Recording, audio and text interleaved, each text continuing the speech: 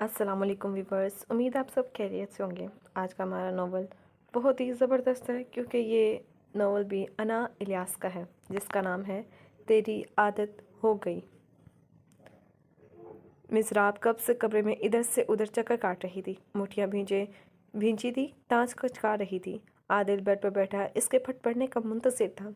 तुम्हारे ये आहिल भैया किसी दिन मेरे हाथों ज़ाया हो जाएंगे। बिलाखिर आतिश फिशा बाहर आना शुरू हो गया था।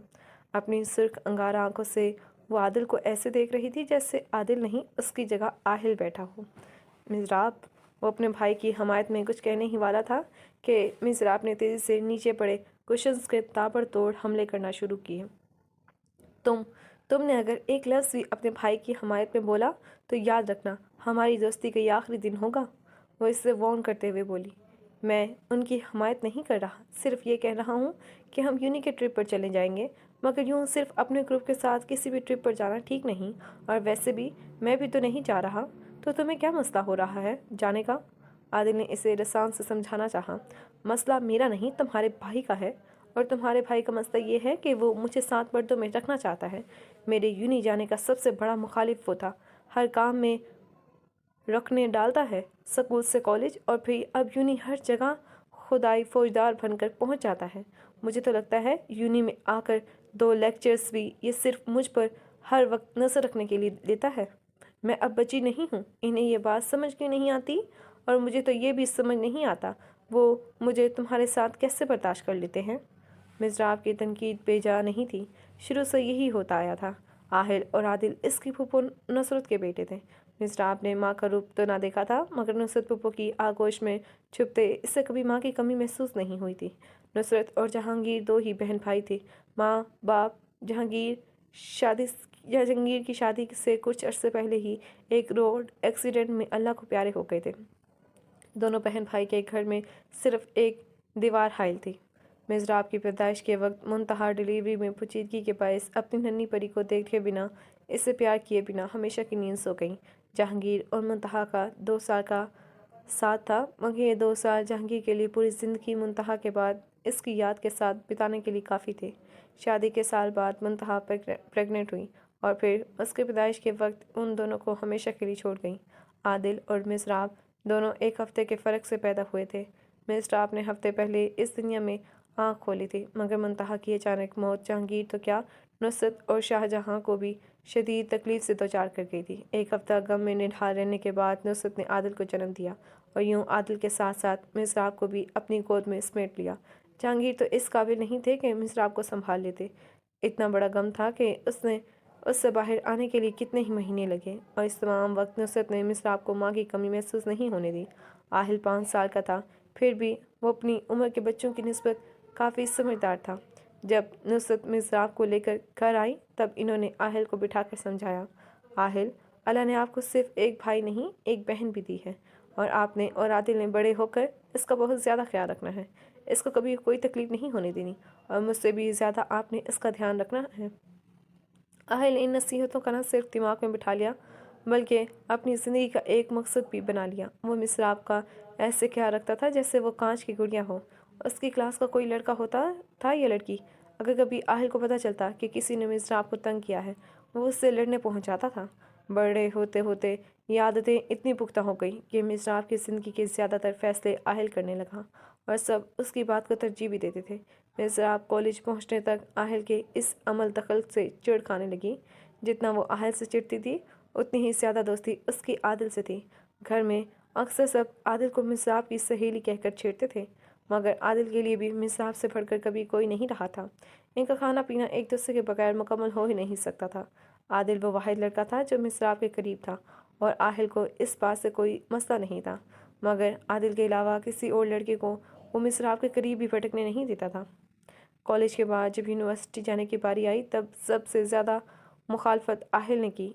आप इसको प्राइवेट मास्टर्स करवाएं, मगर ये यूनी नहीं चाहेगी। उस दिन नाश्ते के वक्त वो माँ से 2 टोक अंदाज से बोला। शुक्र था कि वहाँ सिर्फ आदिल, नुसरत, शाहजहाँ और आहिल ही मौजूद थे।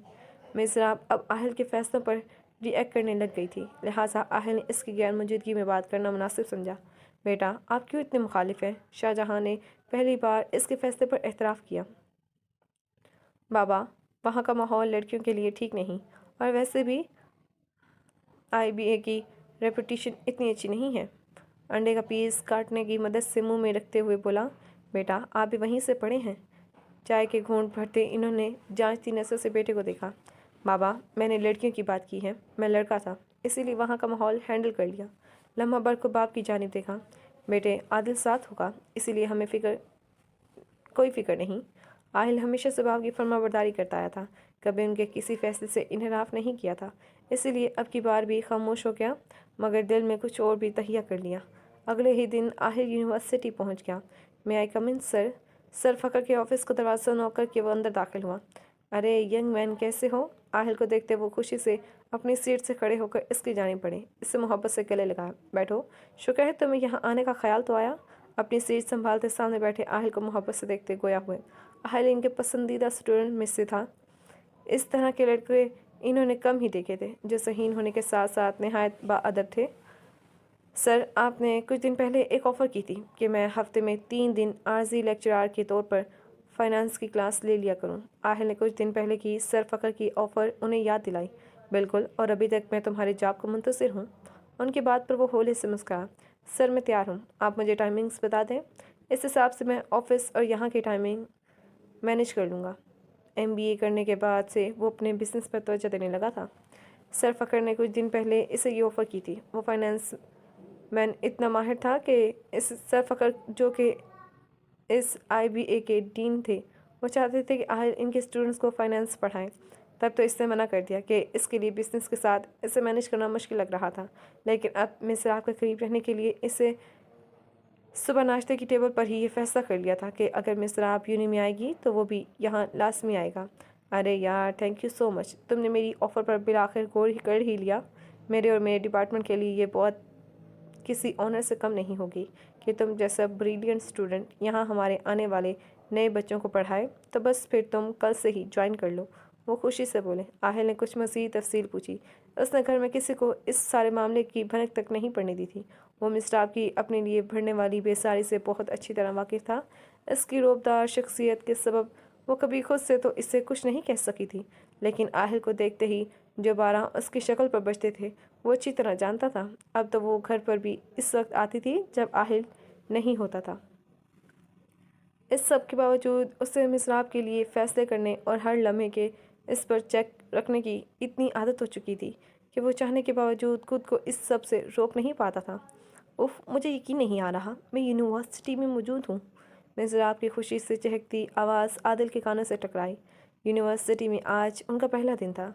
आदिल मोबाइल पर किसी लड़की के साथ मसरूफ़ था। उसके सब सीक्रेट अफेयर्स की मिसराब को खबर होती थी।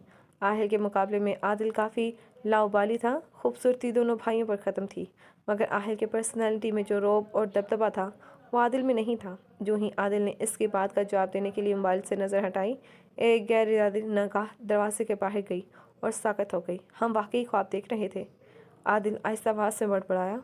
मिसराब की निगाह अभी तक दरवाजे पर नहीं पड़ी थी जहाँ से आहिल क्लास में आ रहा था, मगर रूम स्टॉम तक पहुँचने तक न सिर्फ वो आदिल और मिसराब पर एक अचटती सी निगाह डाल चुका था, बल्कि वो दोनों भी उसे देख चुके थे।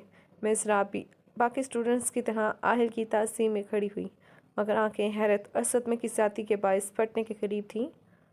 आदिल अपने साथ हैरान और किसी कदर परेशान खड़े आदिल को बस इतना ही कह पाई, sit down everyone, welcome to IBA। मेरा नाम आहिल है और मैं आपको फाइनेंस पढ़ाऊँगा। उम्मीद है आप सब भी मेरे पीरियड में अपनी तवज्जो अपनी पढ़ाई पर मरकूज़ रखेंगे, जैसे मैं अपनी तवज्जो आप सब पर मरकूज़ रखूँगा।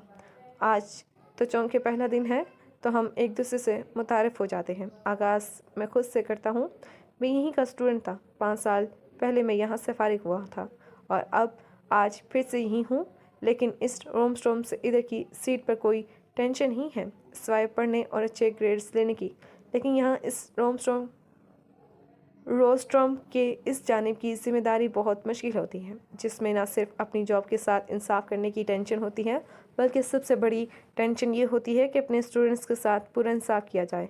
मैं उन लोगों में से नहीं जो अपनी गलत बात पर भी डट जाए। हम टीचर्स भी इंसान होते हैं। जहाँ मेरी गलती देखें मुझे ज़रूर मुतवज्जा करें। चलें जी, अब ये राइट साइड से स्टार्ट करते हैं। अपनी पुर असर बातों से सबको मुतासिर करते इसने तारुफ का सिलसिला आगे बढ़ाया।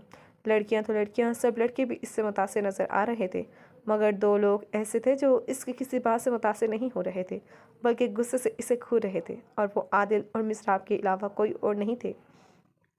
वो सारा दिन आदिल और मिसराब परेशान रहे। घर आते ही दोनों नुसरत के सर हो गए। मामा, आपने बताया क्यों नहीं कि भैया ने हमारी यूनिट ज्वाइन की है? आदिल नाराज़गी से बोला। क्या मतलब? नवाला वापस प्लेट में रखकर वो अजीब नज़रों से इसे देखने लगी, जैसे इसकी बात समझने की कोशिश कर रही हो। आदिल और मिसराब के घर आते ही वो खाना लगा चुकी थी। तीनों खाने खाने बैठे थे कि आदिल ने बात का आगाज़ किया। आपको पता है, आहिल भाई हमें फाइनेंस पढ़ाएंगे। मिसराब की आवाज़ में वासिया दुख था। क्या कह रहे हो? मुझे कुछ समझ नहीं आ रही। आहिल कहाँ से आ गया तुम्हारी यूनिवर्सिटी में? इनके उलझने पर आदिल ने सारा वाक़या बताया। आहिल ने तो जिक्र तक नहीं किया, पुरसोच अंदाज में कहा, वही तो, यहाँ तो इन्हें बर्दाश्त करते हैं, अब वहाँ भी करना पड़ेगा। मिसराब दांत पीस कर बोली। नुसरत ने इसे पुरतासुफ नज़रों से देखा। सॉरी पप्पो, लेकिन आप भी तो देखे ना, हर वक्त रोकते टोकते रहते हैं। वो मुँह मसूर कर बोली। बेटा, वो तुम दोनों के भले के लिए कहता है। अच्छा चलो, खामोशी से खाना खाओ, रात को आएगा तो पूछूंगी। उन्हें खाने की तरफ मुतवज्जा करके बोली। रात में जब नुसरत इसे दूध का गिलास देने गई, तब इन्हें आहिल से यूनी के बारे में पूछना मुनासिब लगा। थैंक यू मामा। नाक करके अंदर आई तो वो बेड पर कुछ किताबें बिखेरे नजर आया। साइड टेबल पर ग्लास रखा। वो तशक्कुर से किताब से नज़र हटाकर माँ को देखते हुए बोला, तुमने यूनिवर्सिटी कब ज्वाइन की? बेड पर बैठते इस वाली नज़रों से देखकर पूछा। आहिल का दूध का ग्लास थामता हाथ एक लम्हे के लिए साकित हुआ। मेरे प्रोफेसर स्टार होने से पहले मुझे काफ़ी दफ़ा कॉल करके यूनिवर्सिटी ज्वाइन करने का कह चुके थे। इन्हें बार बार मना करना मुझे अच्छा नहीं लग रहा था, और कुछ एक्स्ट्रा टाइम था मेरे पास, तो सोचा कि ज्वाइन करने में कोई हर्ज नहीं। वैसे भी मेरा साथी ख्याल है कि स्टडीज़ से इन टच रहना चाहिए, और मुझे ये बेहतरीन मौका लगा। क्यों, कोई प्रॉब्लम है क्या? बड़े सरसरी अंदाज से वजह बताई। नहीं, मसला कोई नहीं है, मगर मुझे लगा कि कोई और भी वजह है। इन्होंने खोजती नज़रों से इसे देखा। माँ थी, कैसे ना इसके दिल के हाथ से वाकिफ़ होती। वो अपनी बेसाख्ता मुस्कुराहट बड़ी मुश्किल से दबा गया। कौन सी वजह? आंखों में हल्की सी शरारत लिए इन्होंने देखा। आहिल, इतनी पाबंदियाँ ना लगाओ उस पर, मुझे डर है वो तुमसे मुतनफ़र ना हो जाए। नुसरत फ़िक्रमंद लहजे में बोली। मामा, मैं पाबंदियाँ नहीं लगाता, मसला सिर्फ ये है कि आप लोग मुंतहा मामी के ना होने की वजह से इसकी हर जायज़ नाजायज़ मानते हैं कि कहीं वो उनकी कमी महसूस ना करें, जबकि मेरा पॉइंट ऑफ व्यू बिल्कुल अलग है। ये सब करके आप उसे एबनॉर्मल बना रहे हैं। एबनॉर्मलिटी सिर्फ ये नहीं कि कोई पागलों सी हरकत करे, बल्कि जिस चीज़ में इंसान इंतहा पर निकल जाता है वो फिर नॉर्मल नहीं रहता। आपको उसे वैसे ही ट्रीट करना चाहिए जैसे आप मुझे और आदिल को करती हैं। कभी डांटती भी हैं, हमारी हर ख्वाहिश पूरी नहीं करती। मैं कोई शिकवा नहीं कर रहा, बल्कि आपका ऐसा करना बिल्कुल सही है। औलाद को पता होना चाहिए कि हर चीज़ मिलना ज़रूरी नहीं है। कभी किसी चीज़ के लिए सब्र भी करना होता है, इंतज़ार भी करना होता है। माँ बाप की मेहनत और कमाई का एहसास औलाद के अंदर होना बहुत ज़रूरी है। मैं ये नहीं कहता कि आप दोनों हमारी ख्वाहिशात को पूरा करने की अहलियत नहीं रखते, बल्कि सिर्फ इसीलिए कि कई बार हमें मना करते थे कि हमें इनकार का आदी होना चाहिए, क्योंकि ज़िंदगी हमें हर चीज़ नहीं देती, और बच्चों को इस बात का अंदाज़ा छोटी उम्र में नहीं होता। मुझे भी नहीं था। हाँ, मगर अब जाकर आपकी हिकमत अमली समझ में आती है, तो मैं शुक्र करता हूँ कि आपने हमें ज़िंदगी में सब्र का सबक सिखाया है, ताकि हम अपनी ख्वाहिशों की तकमील में अंधे ना हो जाएं। मगर मामा, आप लोगों ने ये बात मिसराब के लिए क्यों नहीं सोची? आपने मामू को ये सब क्यों नहीं समझाया? आप उसकी माँ तो बन रही थी, मगर आपने उसके साथ अपने दूसरे रिश्ते का लिहाज भी किया। आपको नहीं करना चाहिए था। मैंने ये सब महसूस किया और मुझे लगा कि हम उसके साथ ज़्यादती कर रहे हैं। अगर वो बिगड़ गई तो इसमें हम सब का कसूर होगा। बच्चों के ख़राब होने की वजह वो बच्चे खुद नहीं होते, बल्कि उनके इर्द गिर्द मौजूद उनके रिश्ते होते हैं। बच्चे को आप से हटना सिखाएंगे तो वो सीख जाएगा। कोई बच्चा ऊपर से बिगड़ा हुआ नहीं आता, हम लोग उसे ऐसा बनाते हैं। मैं ये बात आप लोगों से पहले करना चाहता था, लेकिन सिर्फ ये सोच कर नहीं की कि आप सब समझेंगे कि मैं मिसराब से जेलस होता हूँ, जबकि ऐसा कुछ नहीं है। वो जितनी आप सबको अज़ीज़ है, उससे कहीं ज़्यादा मुझे भी प्यारी है। वो हमारा ही एक हिस्सा है, मगर मैं इस हिस्से को ख़राब होते नहीं देख सकता था। मैं जानता हूँ कि मेरा रोकना टोकना उससे बुरा लगता है, मगर मैं ये सब उसके मुंह के बिगड़ते साविये देखकर रोक नहीं सकता। वो तो नहीं जानती, मगर हम जानते हैं कि ये उम्र लड़कियों और लड़कों दोनों के लिए किस कदर ख़तरनाक होती है। ज़रा सी बेतवहजी इनकी सारी ज़िंदगी पर असर अंदाज होती है। आप बेशक उससे वैसे ही रहें जैसे कहें, क्योंकि अब आपके इसे रोकने टोकने का कोई फ़ायदा नहीं होगा, क्योंकि वो आप सबसे अब ऐसा कुछ भी एक्सेप्ट नहीं करती। हाँ, मैं उसके साथ जैसे रहता हूँ मुझे रहने दें। मैं तो बुरा बन ही चुका हूँ, लिहाजा बने रहने दें। मुस्कुराते हुए उन्हें इतनी बारीकियाँ बता गया था जो शायद वाकई इन्होंने कभी नहीं सोची थी। इन्हें आहल की इतनी समझदारी पर आज बेहद फ़ख्र हुआ। वो शुरू से जानती थी कि वो आम बच्चों की निस्बत ज़्यादा जिम्मेदार और चीज़ों को समझने वाला है, लेकिन मिसराब के मामले में वो इस कदर समझदारी का सबूत देगा ये वो बिल्कुल नहीं जानती थी। तुम सही कह रहे हो, इस दहेज पर मैंने कभी सोचा भी नहीं था, लेकिन मिसराब के मामले में वो इस कदर समझदारी का सबूत देगा ये वो बिल्कुल नहीं जानती थी। तुम सही कह रहे हो, इस दहेज पर मैंने कभी सोचा भी नहीं था। अगर तुम ये रोक टोक ना करते तो शायद हमारे इस दर्द से वो बहुत पहले बिगड़ चुकी होती। बिन माँ के बच्चों की तरबियत करना बेहद आजमाइश तलब काम है। बाप के बगैर तो औलाद सर्वाइव कर लेती है, मगर माँ के बगैर बच्चे रुल जाते हैं। असल तरबियत ही माँ करती है, वही ना रहे तो कौन अच्छा बुरा सिखाता है। मैंने बस यही सोचा कि कभी उसका दिल ना दुखाऊं, मगर मैं नहीं जानती थी कि ये सब करते वो गलत सिमत में भी जा सकती है।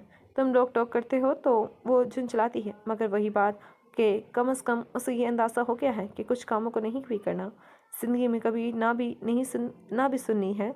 उसके अगले घर जाने वाली तो मुझे कोई टेंशन नहीं, हाँ, मगर फिर भी लड़कियों को तहम्मुल और सब्र वाला होना चाहिए। मगर आहिल, मैं ये भी नहीं चाहती कि वो तुम्हें जालिम तस्वुर करे, उन्होंने तशवीश से कहा। वो हकीकत में अब मिसराब का आहिल के मुतालिक रवैया देखकर परेशान हो जाती थी। कुछ नहीं होगा मामा, ये उसके वक्ती रिएक्शंस हैं, वो ठीक हो जाएगी। माँ को तसल्ली दिलाई। अल्लाह करे ऐसा ही हो। वो सच्चे दिल से दुआ करते हुए बोली, इंशाल्लाह ऐसा ही होगा। उनके गोद में रखे हाथों को थपथपा कर बोला। लेकिन नुसरत का ये खदशा गलत नहीं था। वो दिन ब दिन आहिल को अपना सबसे बड़ा दुश्मन तस्वर करने लगी थी। जब उसके सब बड़े इसकी बात मान लेते थे तो आखिर उससे क्या पुरखाश थी कि वो मिसराब की हर बात में टांग अड़ाने पहुंच जाता था। जैसे तैसे करके यूनी में तो वो इसके साथ वक्त गुजार लेती थी, और ये सब करते एक सेमेस्टर गुजर चुका था। इसकी और आदिल की अपने कुछ क्लास फेलोज से बहुत अच्छी दोस्ती हो गई थी। इस दोस्ती की कुछ वजह इसकी साइमन ग्रुपिंग भी थी जो इनके हेड ने बना दी थी। इनके ग्रुप में 4 और लड़के और लड़कियों का इजाफा किया था, और वो सब मिलकर असाइनमेंट और पेपर्स की तैयारी करते थे। इनमें एक लड़का शहजाद भी था, क्लास का CR भी था, और वैसे भी खुश शक्ल होने के बायस लड़कियों में भी मकबूल था। मगर इसकी त्वचा का मरकज़ मिसराब थी। मिसराब को भी शक हुआ था कि वो इसमें इंटरेस्टेड है, मगर इसने ये जाहिर नहीं होने दिया था। वो उम्र के इस हिस्से में थी जहाँ ये सब बातें ज़्यादातर लड़कियों को अच्छी लगती हैं। वो भी लड़की थी, इसके अंदर भी चाहे जाने की ख्वाहिश थी, मगर अपनी इस ख्वाहिश के लिए कभी गलत रास्तों की जानिब नहीं आई थी। शायद उसकी ज़्यादा तवज्जो आहिल था, जिसकी गड़ी नसें इसे इस तरह की कोई भी ख्वाहिश करने से हमेशा रोकती रही थी। मगर आदिल की लड़कियों से दोस्ती पर आहिल ने कभी कुछ नहीं कहा था, और यही चीज़ इसे खुलाती थी। इस दिन भी वो सब प्लान कर रहे थे कि अपनी अपनी गाड़ियों में 2-3 दिन का कहीं घूमने का प्रोग्राम बनाते हैं। पहले सेमेस्टर के बाद ब्रेक आया था, 1 हफ्ते की छुट्टियां थी, लिहाजा इनके लिए जाना कोई मसला नहीं था। आदिल ने यूनिवर्सिटी में तो हामी भर ली, मगर घर आकर रात के खाने पर जब सब मौजूद थे तब आदिल ने तस्का छेड़कर इजाज़त मांगी। रात का खाना वो सब इकट्ठे खाते थे। जहांगीर, आहिल और शाहजहाँ की मौजूदगी में आदिल को ये बात करना मुनासिब लगा, मगर जैसे ही आदिल ने ये सब बताया, सबसे पहला इनकार आहिल की जानिब से आया था। यूनिवर्सिटी ट्रिप की बात और होती है, इसमें टीचर्स और कुछ और स्टाफ्स भी मौजूद होता है, मगर यूँ सिर्फ एक ग्रुप की सूरत कहीं जाना ठीक नहीं। आहिल चावल खाते बड़े आराम से इन दोनों के प्रोग्राम पर पानी फेर रहा था, जबकि किसी बड़े ने अभी तक कुछ नहीं कहा था। मिसरा अपने कचार चबाने वाली नसों से इसे देखा। आहिल को अच्छी तरह अंदाज़ा था कि वो इसे घूर रही है, लेकिन भाई वो लोग बहुत अच्छे हैं। आदिल ने मिनमिनाती आवाज़ में कहा, तुम्हें कितना वक्त हुआ है उन्हें जानते हुए? आप सालों लोगों के साथ भी गुजार लें तब भी अंदाज़ा नहीं कर सकते कि कौन कैसा है। तुम्हारी बात होती तो फिर भी मैं थोड़ा सा मार्जिन दे देता, अव्वल तो मिलना नहीं चाहिए। लेकिन मिसराब अपनी बात रोककर इसने मिसराब की जानिब देखा, जिसकी यकटक देखने पर घबरा कर नसें झुका गई। मिसराब की वजह से तो मैं किसी भी किस्म का मार्जिन नहीं दूंगा। तुम दोनों को घूमना फिरना है, मैं कुछ दिनों का ऑफिस से ऑफ लेकर जहाँ कहोगे ले जाऊँगा। आहिल शहजाद का झुकाव मिसराब की जानिब देख चुका था, मगर मिसराब ने चूँकि अभी तक कोई पेशरफ्त नहीं की थी, लिहाजा इससे ज़्यादा टेंशन नहीं थी। वो ये भी जानता था कि ये प्रोग्राम शहजाद ने बनाया है। बज़ाहिर कोई जितना भी शरीफ नजर आए, मगर फिर भी हम किसी के असल को जानने बिना कोई हतमी राय कभी नहीं दे सकते। बज़ाहिर शहजाद शरीफ लड़का लगता था, मगर उसने ये प्रोग्राम क्यों तरतीब दिया, आहिल को ये बात ठीक नहीं लगी थी। आदिल और मिसराब नहीं जानते थे कि सुबह में यूनी के कॉरिडोर से गुजरते हुए वो इनके इस प्रोग्राम के बारे में बाखबर हो चुका था। इनका ग्रुप कॉरिडोर में बैठे खुशखबरी में मसरूफ़ थे। तभी गुजरते हुए आहिल ने गुजरते हुए इनकी बातें सुनी थी। मिसराब ने गुस्से भरी नज़र उठाकर आहिल के संजीदा चेहरे पर डाली। भूख ख़त्म हो चुकी थी। ऐसा फ़ौरन खाने से हाथ खींच लिए। आहिल ठीक कह रहा है बेटा, आप लोगों ने जाना है तो अपना प्रोग्राम सेट कर लो। नुसरत ने फ़ौरन आहिल की हमायत की। आहिल, तुम परसों तक जिका ग्रुप्स का टेंडर मुकम्मल कर लो, फिर परसों इन दोनों को लेकर नॉर्दर्न एरियाज़ चले जाना। शाहजहाँ ने भी हमायत की। आदिल भी खुश था कि मकसद इनका घूमना फिरना ही था, मगर मिसराब अपनी ख्वाहिश के रोके जाने पर बुरी तरह खोल रही थी। सबके टेबल से उठते ही वो भी गुस्से से भरी आदिल के कमरे में पहुंची। थोड़ी देर आदिल पर गुस्सा निकाल लेने के बाद वो नीचे किचन में आई। नुसरत दूध गर्म कर रही थी। क्या हुआ मेरे बच्चे को? इन्होंने इसका फूला मुंह देखकर इससे बचकारा। आहिर भाई ऐसा क्यों करते हैं? वो रोने को थी। बेटा, उसने सही कहा है। देखो मेरी जान, लड़कों का कोई मसला नहीं होता, लेकिन लड़की ज़ात के लिए बहुत फूंक फूंक कर कदम रखने पड़ते हैं। इसीलिए मुझे आहिल के फैसले में कोई बुराई नज़र नहीं आई।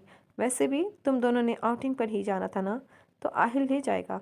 वो उसे समझाने लगी। कुछ बातें समझ आई, कुछ इसके सर पर से गुजर गई, या शायद वो समझना ही नहीं चाहती थी। लाई मैं आहिल भाई को दूध दे आऊँ। इन्हें कपों में दूध निकालते देखकर वो कुछ सोच कर बोली, हाँ ज़रूर, और दोस्ती भी कराओ। इन्होंने शरारत से इसे देखा। कहीं बन ही ना जाए मेरे दोस्त, वो सर झटक कर बोली। दूध का ग्लास सांप कर सीढ़ियाँ चढ़कर आहिल के कमरे के बाहर रुककर अपने आप को इससे दो दो हाथ करने के लिए तैयार किया। नॉक करने पर कमिंग की आवाज़ आई। आहिस्ते से दरवाज़ा खोलकर अंदर दाखिल हुई। आहिल सामने राइटिंग टेबल के साथ कुर्सी पर बैठा तेज़ी से लैपटॉप पर काम कर रहा था। मिसराब की जानिब पुश थी। इसके वहमो गुमान में भी नहीं था इस वक्त दूध का ग्लास लिए मिसराब आएगी। टेबल पर इसके करीब ग्लास रखा, मगर आहिल को मतवजा न देखकर इसने गला खंगाला। अब की बार आहिल ने चौंक कर दाएं जानिब देखा। आंखों में हैरत सिमट आई। आप? सवालिया नज़रों से इसकी जानिब देखा। वो आपसे कुछ बात करनी है। थूक निकल कर इसकी जानिब देखते बिना आंखें नीचे किए बोली, कहो। आहिल समझ गया कि क्या कहना होगा। प्लीज़ हमें ग्रुप के साथ जाने देना। आखिर आप भी तो यूनिवर्सिटी टाइम में अपने फ्रेंड्स के साथ कभी कहीं जाते रहते हैं थे। उंगलियां झटका कर इसने आहिल को याद करवाया। मिस्टर, आप हमारे ग्रुप में कोई लड़की नहीं थी। आहिल ने दूध पीते एक चटती नज़र इस पर डालकर कहा, ओफ, तो हम वहाँ कौन सा अफेयर्स चलाने जा रहे हैं? सिर्फ घूमने ही तो जा रहे हैं। अपनी बात मनवाने के चक्कर में वो ये भूल गई कि वो कितनी फजूल बात कह गई है। आहिल के चेहरे के तासरात इसके बात पर बदले। इनफ मिसराब। गुस्से से एक हाथ टेबल पर जोर से मारते हुए इसने मिसराब को खामोश करवाया। मिसराब डर कर थपक गई। खौफज़दा नज़रों से इसकी जानिब देखा। इतनी बड़ी हो गई हो आप कि इस तरह की गुफ्तगू मुझसे करो। सख्त लहजे में इसकी क्लास ली। पता नहीं आपका मसला क्या है, क्यों इतनी रोक टोक करते हैं? मैं अब छोटी बच्ची नहीं हूँ कि जिसके फैसले आप करते फिरे। मैं बड़ी हो चुकी हूँ, और अब मुझे आप तो क्या किसी के हुक्म की ज़रूरत नहीं है। वो न जाने कब का इसके अंदर पल रहा था, लावा बिलाखिर बाहर आ गया। जानता हूँ, मगर ये याद रखना कि जो लड़कियाँ बाकी होती हैं वो अपना नुकसान करती हैं। आप हम सबको बहुत अजीज़ हो, और हम ऐसा बिल्कुल नहीं चाहते। आहिल को अपने लहजे की सख्ती का एहसास हुआ, लेकिन मिसराब को अपने लफ्ज़ों की बदसूरती का एहसास नहीं था। मज़ीद कुछ भी कहे बिना खामोशी से इसके कमरे से चली गई। कमरे में जाते जाते जिन तजिया नज़रों से इसे देखा, वो आहिल को मुस्तरब कर गई, और अगले दिन इसका नतीजा ये निकला कि मिसराब ने कहीं भी जाने से इनकार कर दिया। वो ऐसी क्यों होती जा रही है? नुसरत जिस लम्हे आहिल को मिसराब का फैसला बताने आई, परेशानी से इससे पूछने लगी, ठीक हो जाएगी, आप परेशान ना हो। इन्हें तो तसल्ली दिला दी, मगर खुद वो इनसे ज़्यादा परेशान हो गया था। उस दिन के बाद से मिसराब ने आहिल से बातचीत बिल्कुल बंद कर दी थी। सब घर वाले इस नाराज़गी से वाकिफ़ थे, मगर इसे वक्ती रिएक्शन समझ कर इग्नोर करते रहे, मगर ये इग्नोर करना ही इन्हें महंगा पड़ गया था। मिसराब आहिल की वजह से इतनी गिरफ्तार हुई कि इसे चिढ़ाने की खातिर शहजाद की जानिब झुकाव बढ़ाने लगी। आहिल इसकी खामोशी से यही समझा कि इसे आहिल की बात समझ आ गई है और अब वो कभी ऐसी हरकत नहीं दोहराएगी। लेकिन ये सब की खाम ख्याली थी। काफ़ी सारे दिन यूं ही गुजर गए कि एक दिन आहिल यूनिवर्सिटी की कैफेटेरिया में आया अपना बर्गर लेकर। जिस वक्त वो टेबल की तलाश में मुड़ा, नजर सीधा सामने बैठी मिसराब पर पड़ी, जो आदिल के साथ नहीं बल्कि शहजाद के साथ अकेली बैठी थी। इसके बातों पर वो नजर झुकाकर शर्म से हंस रही थी। आहिल के लिए मंजर किसी क़यामत से कम नहीं था। वो तीर की तरह इनकी टेबल पर पहुंचा था। मिसराब, यहाँ क्या कर रही हो? उठो यहाँ से। इनके करीब आते वो मिसराब से दुरुस्त लहजे में मुखातिब हुआ। शहजाद ना घबराया ना परेशान हुआ। एक सरसरी निगाह आहिल पर डाली। मिसराब तो इससे देखकर और इसका हुक्म सुनकर बिल्कुल ही आपस से बाहर हो गई। आई एम सॉरी, लेकिन मैं आपकी हुक्म मानने की पाबंद नहीं। गुस्से से सर झटक कर वो दूसरी जानिब देखने लगी। आपको सुनाई नहीं दिया मैं क्या कह रहा हूँ? उठो यहाँ से। आहिल के सब्र का पैमाना लबरेज हो चुका था। इससे अंदाज़ा तक नहीं था कि इतने मजमे के सामने वो यूं बदलिहासी का मुजाहरा करेगी। तलखी खुद ब खुद लहजे में दर आई। अब की बार इसने मिसराब के उठने का इंतज़ार नहीं किया, बल्कि कलाई पकड़ कर इसे कुर्सी से उठाया। आहिल की इस हरकत पर वो हैरत से मुंह खोले इसे देखने लगी। शहजाद भी मुश्तिल होकर अपनी कुर्सी से उठ खड़ा हुआ। आप इसके सिर्फ टीचर हैं, टीचर ही बनकर रहें। ये सब आपको सूट नहीं करता। वो मेरी क्लास फेलो है, मैं जब चाहूँ इससे बात करूँ। आप ये सब करने वाले कौन होते हैं? वो गुस्से से बोला। कैफ़े में सन्नाटा छा चुका था। सब आहिल को जानते थे। वो कभी किसी लड़की के साथ इन्वॉल्व नहीं रहा था। अब कहाँ एक स्टूडेंट पर यूं हक जता रहा था। सबके जहनों में क्यों का सवाली निशान गर्दिश कर रहा था। मैं मिसराब का हस्बैंड हूँ और ये सब करने का मुझे हक है। आइंदा इससे दूर रहना, नहीं तो मैं तुम जैसों से बहुत अच्छे से निपटना जानता हूँ। उंगली उठाकर शहजाद को फ़ोन करता। जो इंकशाफ वो कर गया था, वो मुसामत करती मिसराब को साकित कर गया। आहिल के साथ गाड़ी में बैठने तक इसका सख्ता नहीं टूटा था। जो ही गाड़ी झटके से एक इशारे पर रुकी, मिसराब भी अपने हवास में वापस आई। गर्दन मोड़ कर आहिल का चेहरा देखा, जहाँ चट्टानों से सख्ती दर आई थी। आपने वो सब सिर्फ मुझे वहाँ से उठाने के लिए कहा था ना? हम में ऐसा कोई रिश्ता नहीं है ना? अटक अटक कर वो मुश्किल अपना खदशा अल्फाज के जाहिर कर पाई। आहिल ने कोई जवाब नहीं दिया। इशारा खुलते ही गाड़ी बढ़ाई। आपसे पूछ रही हूँ। अपनी बात के जवाब में इसे खामोश देखकर चिल्लाई। सुन रहा हूँ मैं, आपकी तरह कान और आंखें बंद करके नहीं बैठा, मगर आपके सवाल का जवाब देने का पाबंद नहीं हूँ। गुस्से से एक नज़र इसको देखकर बोला। क्यों क्यों पाबंद नहीं है आप मेरे? अगर मुझे आप अपनी जागीर समझ कर ट्रीट कर सकते हैं, तो मैं क्यों नहीं आपसे कोई हिसाब किताब मांग सकती? अब की बार बेबसी से रोते हुए मिसराब के हौसले दम तोड़ गए थे। आखिर आहिल को इससे क्या मसला था? क्यों करते हैं आप ये सब मेरे साथ? क्या बिगाड़ा है मैंने आपका? मैं जानती हूँ आप हमेशा से इस बात से जलस रहे हैं कि नुसरत पप्पो मुझसे इतना प्यार क्यों करती हैं, आदिल आपकी जगह मुझसे इतना क्लोज क्यों है, और शहंशाह अंकल मेरी किसी बात को रद्द क्यों नहीं करते। मगर ये सब इन सब लोगों से करने को मैंने नहीं कहा। मेरी मम्मा की अगर जल्दी डेथ हो गई तो इसमें मेरा क्या कसूर है? पप्पो और बाकी सब मुझसे मोहब्बत करने लग गए, आपके मुकाबले में मुझे तरजीह देने लग गए, तो इस सब में भी मेरा क्या कसूर है? लेकिन नहीं, आपने ठेका उठा रखा है मुझे हर एक के सामने बुरा बनाने का। अब अगर शहजाद मेरी जानिब मतवजा हो रहा है तो वो भी आपको गवारा नहीं। आखिर आपकी ये दुश्मनी कब ख़त्म होगी? इस जलसे का कोई इख्तिताम भी है कि नहीं? और आज आपने इतना बड़ा झूठ गढ़ा, न जाने किस किस ने वहाँ सुन लिया और अपने दिल के भड़ास निकाल कर वो बेबसी से सर थामे बैठी थी, ये जाने बिना कि इसके अंदर का गुबार किसी की पूरी हस्ती को झंझोड़ कर रख गया था। वो ये तो जानता था कि मिसराब उससे पूरा समझती हैं, मगर इस हद तक ये आज उसके अल्फाज से अच्छे से वाज़ह कर दिया था। हर चमकती चीज़ सोना नहीं होती। शायद आप जैसे बेवकूफ़ों के लिए ही कहा गया है। और मेरा और आपका रिश्ता मुझे किस हद तक आपकी ज़िंदगी में इन्वॉल्वमेंट की इजाज़त देता है, वो आज आप मामू से पूछ लेना, क्योंकि इतना तो मैं जान क्या हूँ कि मेरे मुतालिक जिस कदर नफ़रत आपके दिल में है, वो मेरी किसी भी बात पर आपको यकीन करने की इजाज़त नहीं देगी। लिहाजा बेहतर है कि आप मामू या फिर मामा से ही इस बात में छुपी सच्चाई के बारे में पूछना। घर के आगे गाड़ी रोककर इसे तरने का इशारा किया। आहिल की संजीदगी में कोई फ़र्क नहीं आया था, मगर मिसराब इसकी बात पर दहल कर रह गई थी। खामोशी से बैग पकड़कर गाड़ी से उतरी, जैसे किसी ट्रांस की सी कैफियत में थी। इसके उतरते ही आहिल गाड़ी सन से भगा कर ले गया। घर के अंदर जाकर मिसराब ने खुद को अपने कमरे तक महदूद कर दिया। नुसरत और आदिल के बहुत बार बुलाने पर भी वो कमरे से बाहर नहीं आई। अगर आहिल इतने वसूख से इतनी बड़ी बात कह रहा था तो यकीनन इसमें कुछ सच्चाई थी। आज तक कभी इसने ऐसी कोई बात इससे नहीं की थी। ये मजाक तो कभी भी नहीं हो सकता था। इसमें इतनी हिम्मत नहीं थी कि वो किसी से तस्दीक करवाती।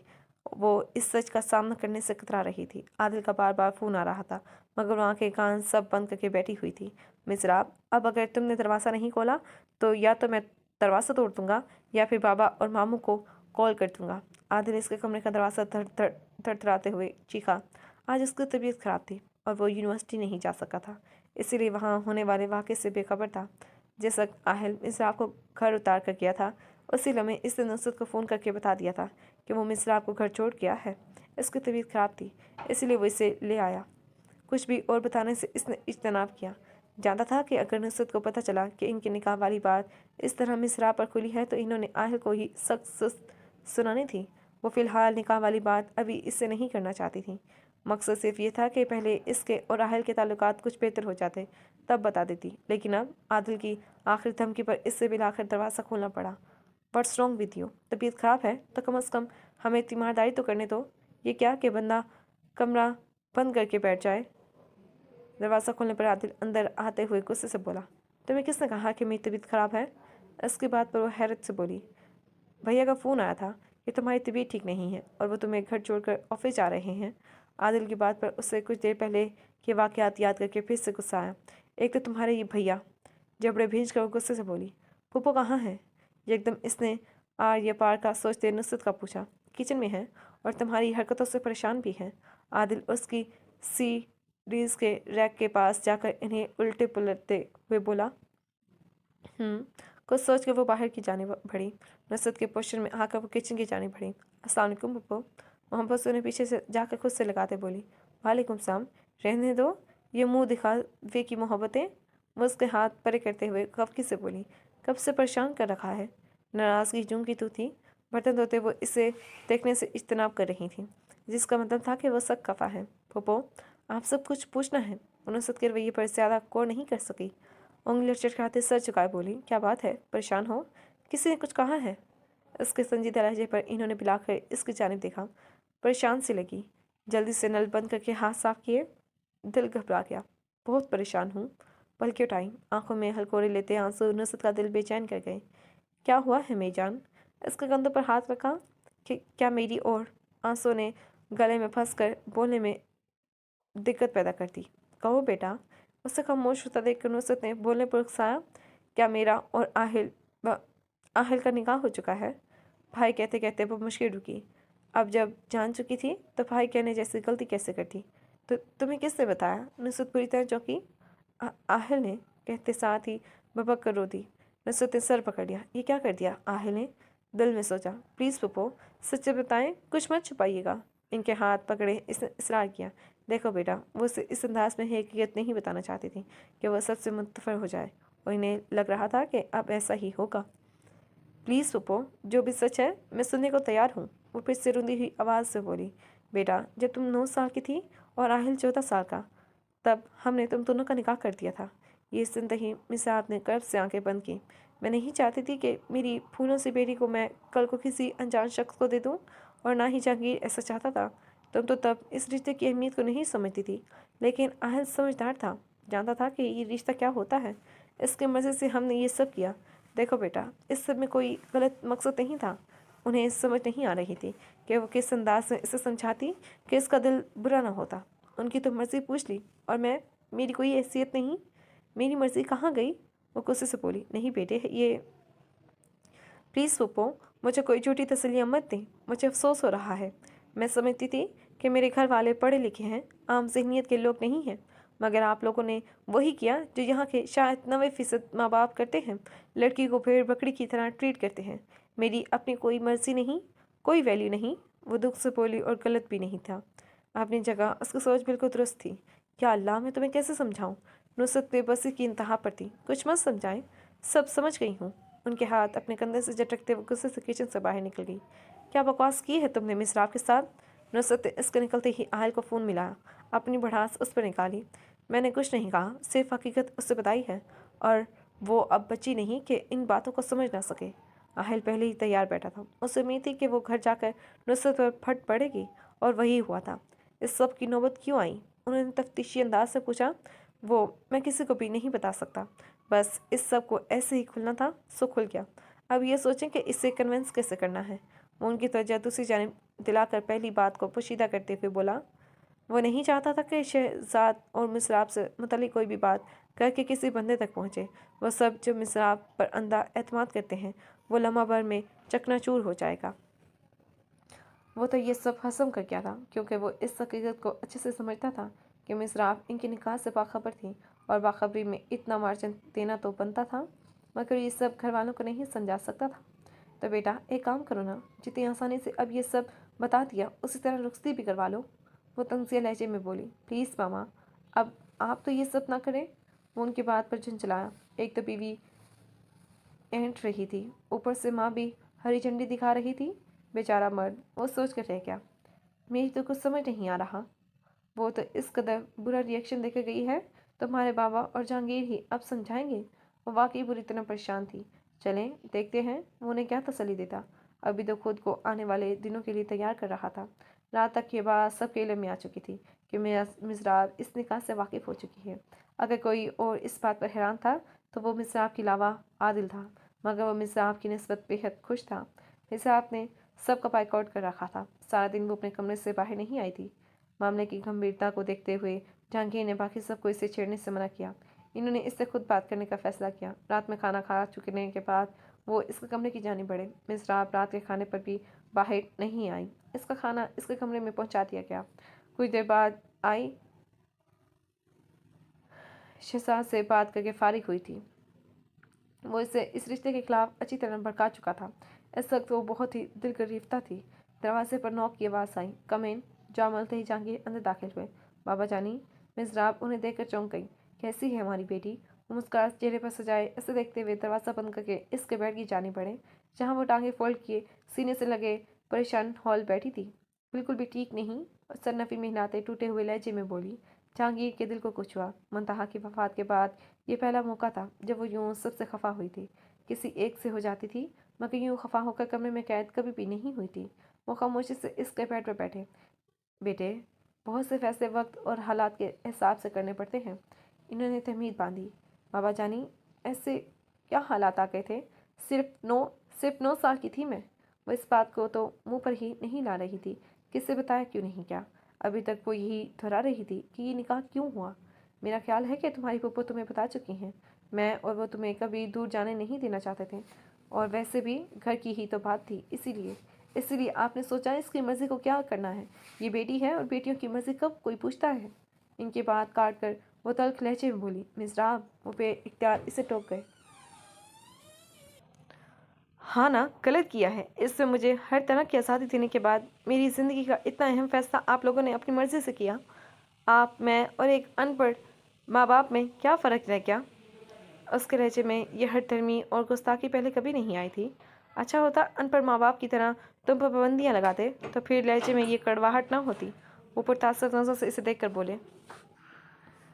मैं ये निकाह बहुत पहले करना चाहता था, मगर नुसरत और जहांगीर ने मुझे रोक दिया। उन्होंने कहा कि पहले आप ये तसल्ली कर लेना कि आहिल मिसराब के लिए पूरी तरह से काबिल है कि नहीं, और 14 साल की उम्र में बच्चे के तौर तरीक़ों का काफ़ी हद तक अंदाज़ा हो जाता है। आहिल मुझे शुरू से बेहद अजीज़ था। इसका दुरुस्त रोश देखकर मैंने ये फ़ैसला किया। क्या हमारा फ़ैसला इतना गलत है? क्या आहिल इतनी गलत चॉइस है? कौन सी ऐसी बात है कि तुम उस रिश्ते पर यूं रिएक्ट कर रही हो? आखिर इन्होंने इससे दो टोक बात की। अगर वो खुद कोई लिहाज महसूस नहीं रख रही थी, तो इसका मतलब था कि इससे खुलकर बात की जाए। बहुत से खदशे इनके सहन में सर उठा रहे थे, और वो दुआ को थे कि ये खदशे मुहिज खदशे ही साबित हों। मैंने ये नहीं कहा कि वो बुरे हैं या कोई गलत इंसान है। जहांगीर के दो टोक अंदाज पर वो घबरा कर बोली। अब ऐसी कौन सी खामी आहिर की निकालती, क्योंकि वो वाकई इन लड़कों में से था जिनमें ढूंढने से भी कोई खामी न सुना आए। क्या ये बहुत नहीं था कि अब तक इसने ये बात छुपाई हुई थी कि ये सब हकीकत खुलने की नौबत क्यों और किस वजह से पड़ी? क्योंकि किसी के भी अंदाजे से ये नहीं लग रहा था कि वो शहजाद वाले वाक़े से वाकिफ़ हैं, वरना सबके अंदर यकीनन अंदाज बदले होते।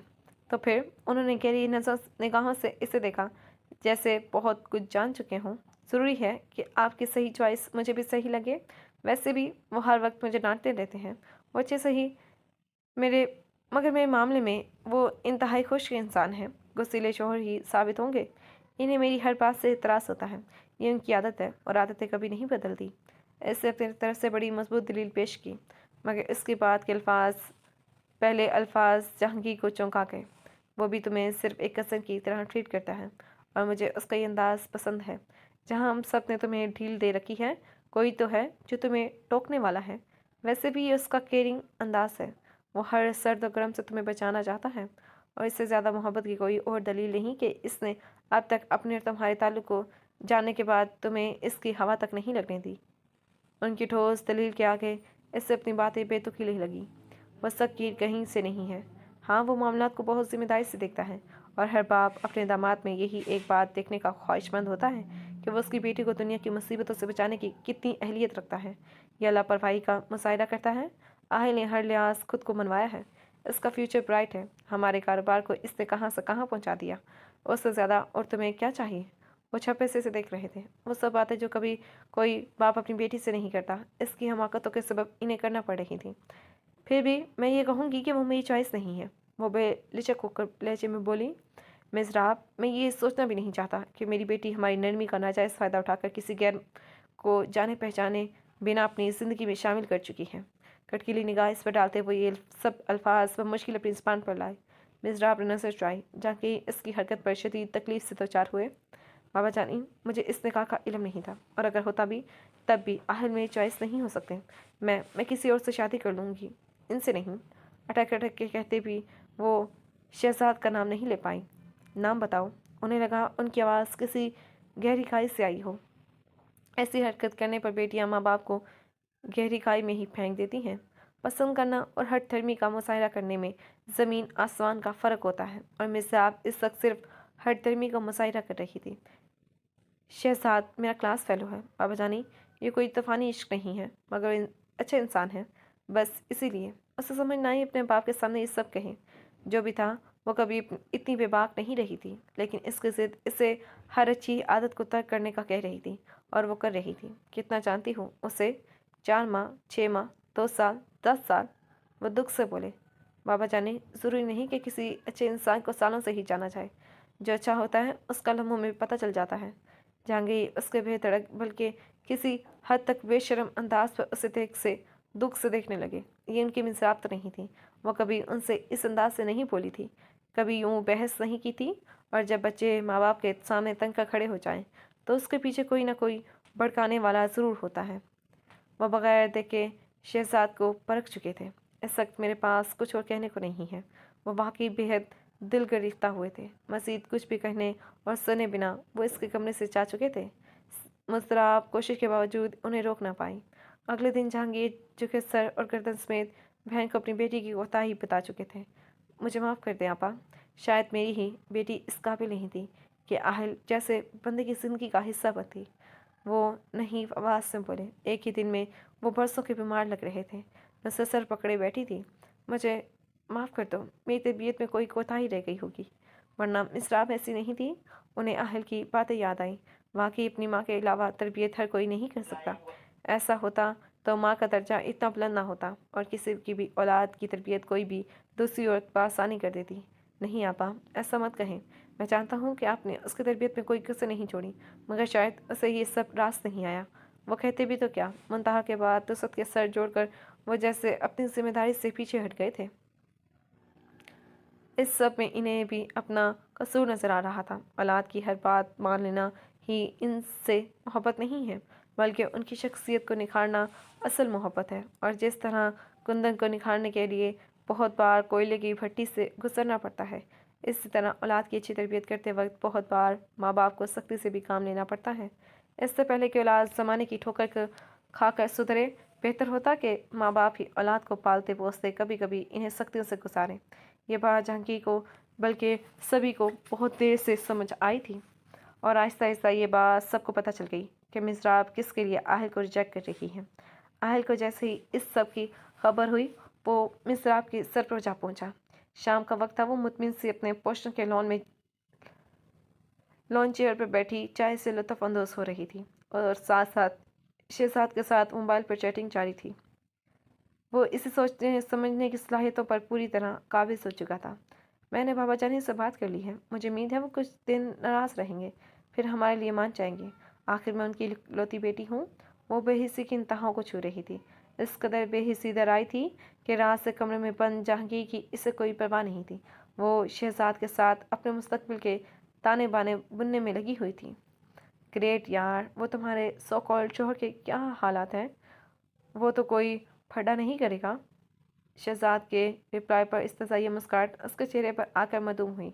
अभी वो जवाब लिखने में मगन थी कि आहिर इसके सर पर आ पहुंचा। क्या बकवास की है आपने मामू से? उसने चौंक कर सर उठाया। अपने करीब खड़े आहिर को देखकर पूरा समूह बनाया। वो मेरा और मेरे बाबा का मामला है। आप कौन होते हैं कुछ कहने वाले?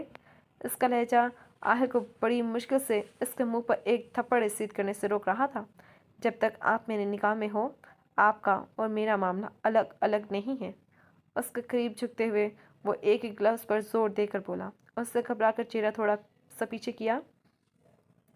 ऐसे निकाह को मैं नहीं मानती जिसमें मेरी मर्जी शामिल नहीं। लहजा मतवासन करते वो फिर से इसी लहजे में बोली, क्या करोगी? कोर्ट जाओगी? खुला का केस दायर करोगी? इसको सामने रखी कुर्सी को इसके करीब करके इस पर बैठते आगे को झुककर तंसिया नजर इस पर गाड़ी। ऐसे बोला जैसे इसकी सोच तक रसाई हासिल कर ली हो। Okay, go ahead. जिस शख्स के कहने पर आप अपनी और हम सब की ज़िंदगी को ख़राब करने का मिशन लिए हुए हैं, उसकी कहो कि आपके बारे में हर सच्चाई अपने माँ बाप को बताकर सीधे रास्ते से रिश्ता भेजे।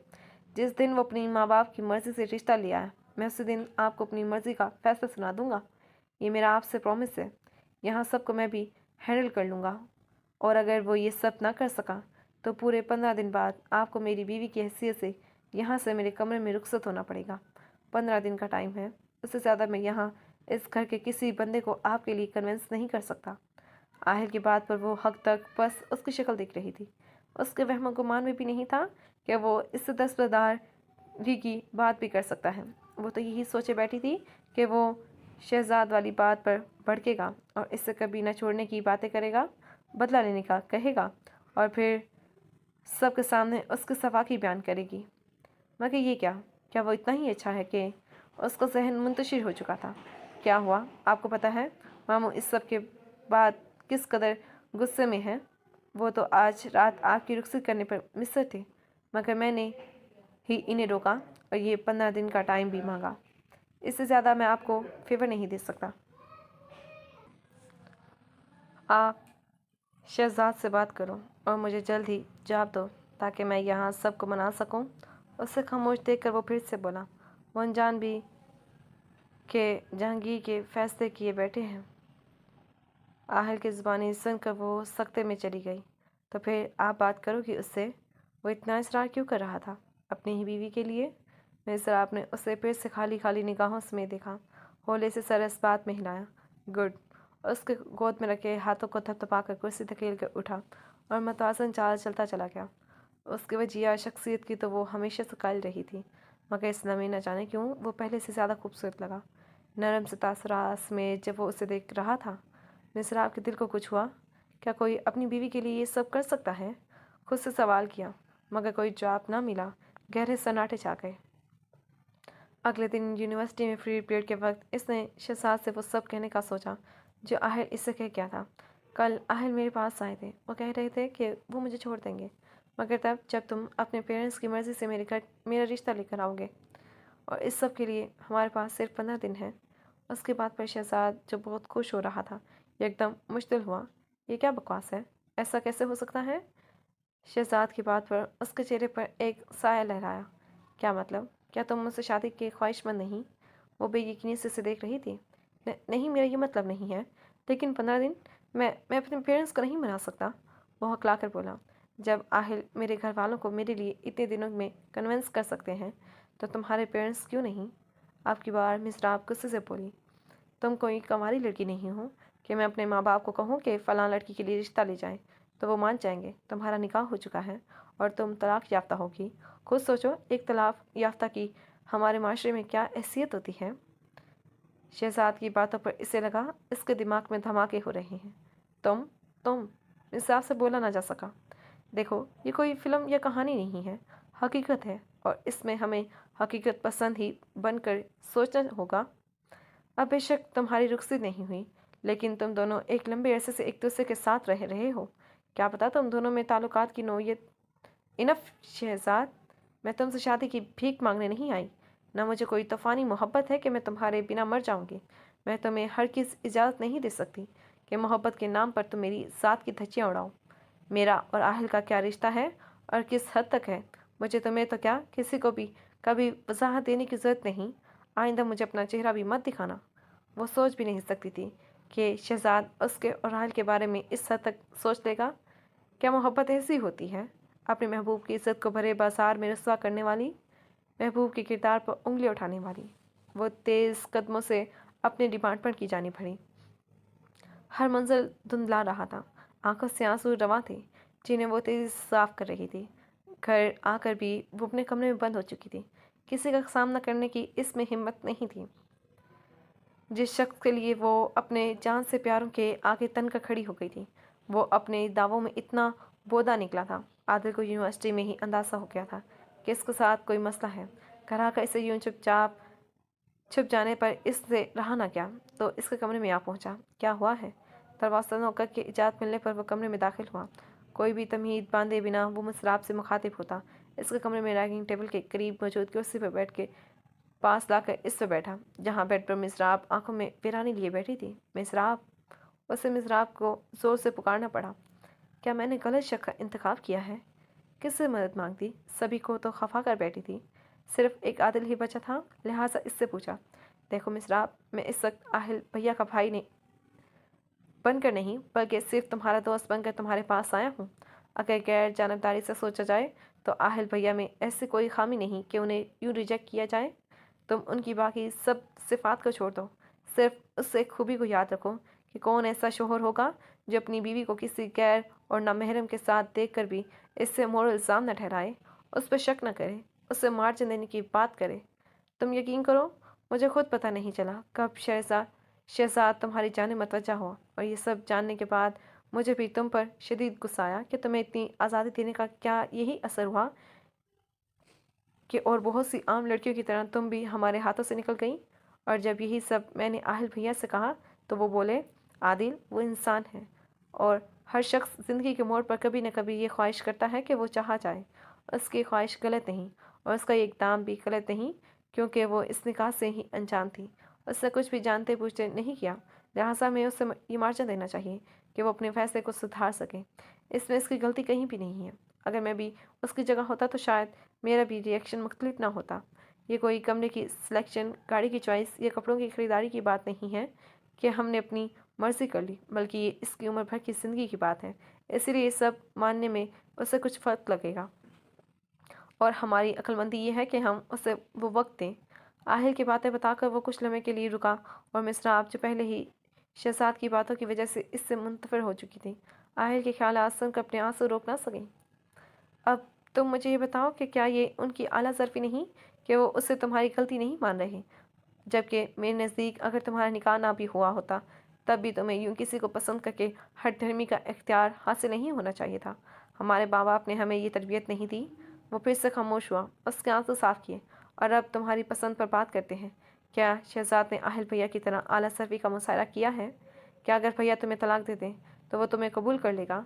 आदिल कुछ और भी कहता कि मुसराब फुट फुट कर रो दी, और सुबह की अपनी और शहजाद की गुफ्तगू इसे मनोरंजन सुनाई। अब तुम खुद सोचो कि कौन सी चॉइस बेहतरीन है, तुम्हारी या हमारे बड़ों की।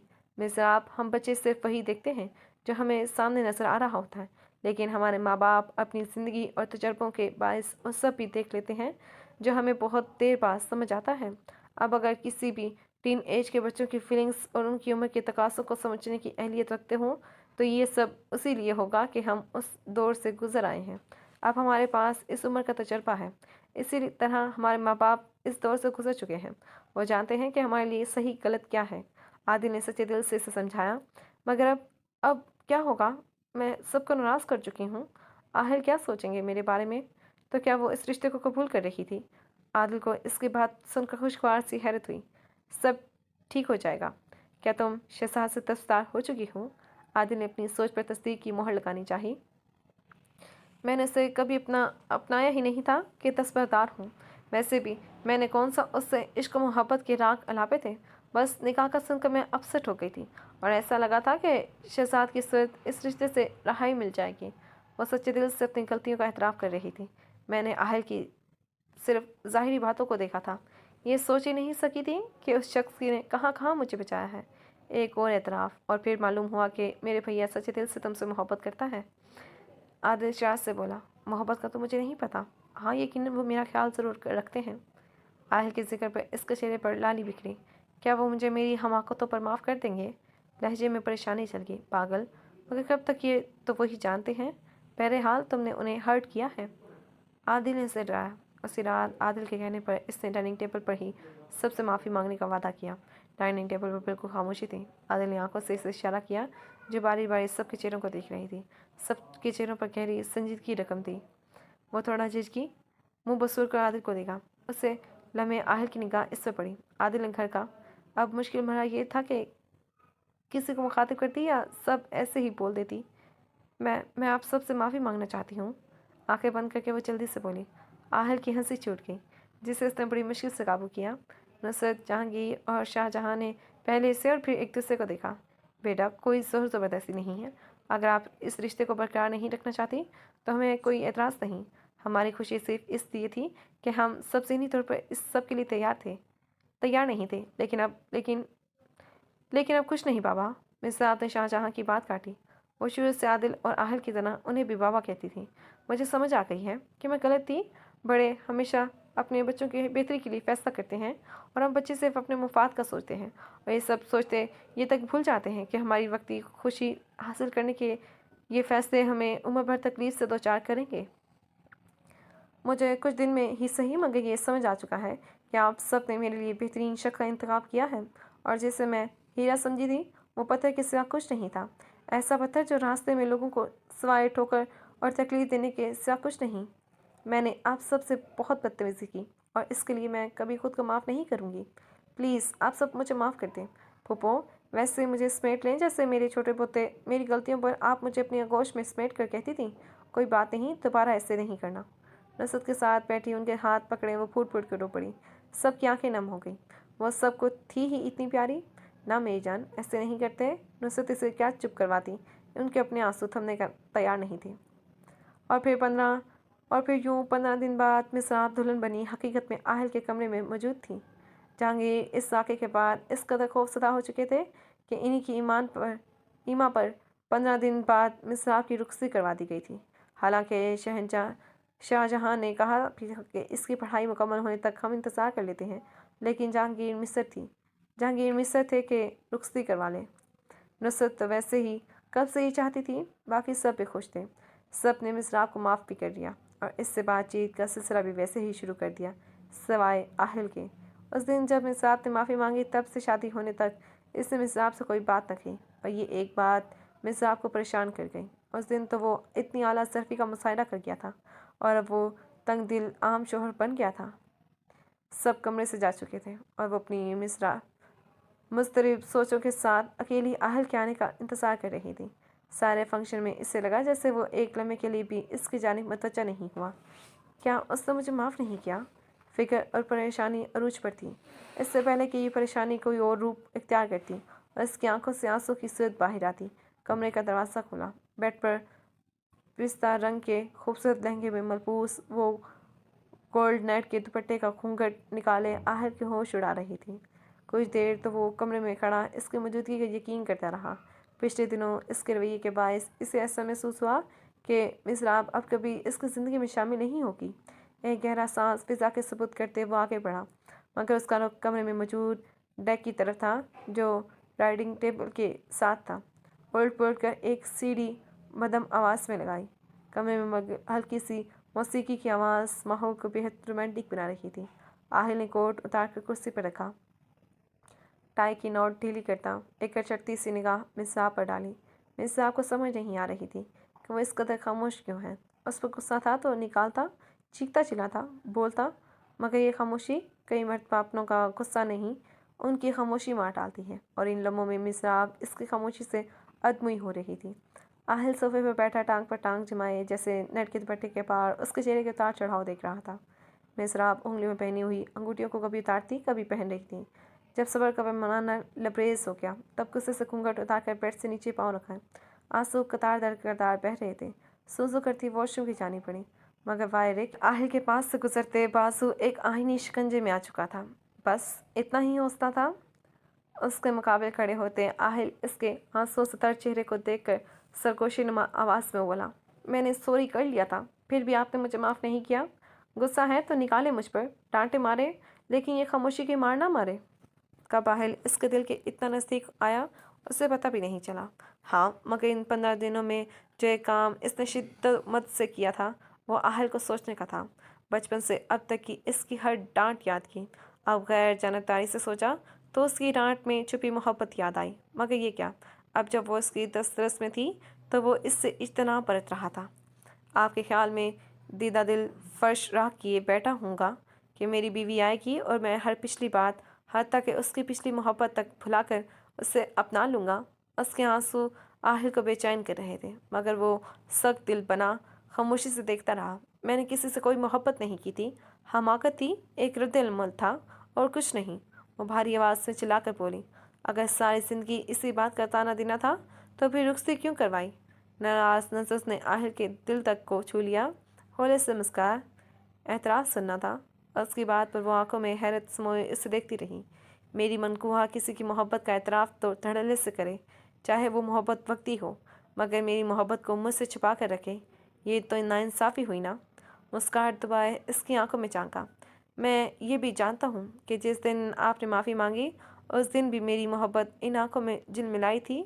उसकी आंखों को गौर से देखते आयशा से इसे खुद से लगाया। इनफैक्ट शहजाद से बात करने पर मैंने आपको इसीलिए उकसाया था कि मैं जानता था कि वो लड़का मोहब्बत के मामले में कमज़ोर है और सिर्फ ज़ाहिरी शख्सियत पर फिदा है। उस एटम बम को अंदर से वो नहीं जानता। उसकी आखिरी बात पर मिसाब गुस्से से दिल मिलाई। और वैसे भी हकीकत पसंद होना हर एक के बस की बात नहीं थी। आपकी पहली गलती थी, इसीलिए मैंने मार्जिन दिया और आपको छोड़ने वाला फ़ैसला जो मैं मर कर भी नहीं कर सकता था और जिससे मैं किसी कीमत पर अपनी ज़ुबान पर भी नहीं ला सकता, सिर्फ आपको दुनिया की असल शक्ल दिखाने के लिए कहा। आहिल की बात पर फिर से आंखों से आंसू बरसने शुरू हुए, जिन्हें अब की बार आहिल की पोरों ने बहुत मोहब्बत से चुना। बच्चे कभी भी अच्छे बुरे नहीं होते। माँ बाप की तरबियत उन्हें अच्छा बुरा बनाती है और फिर जो बुरे होते हैं वो तामर लोगों की ज़िंदगियाँ अचीरन करते हैं।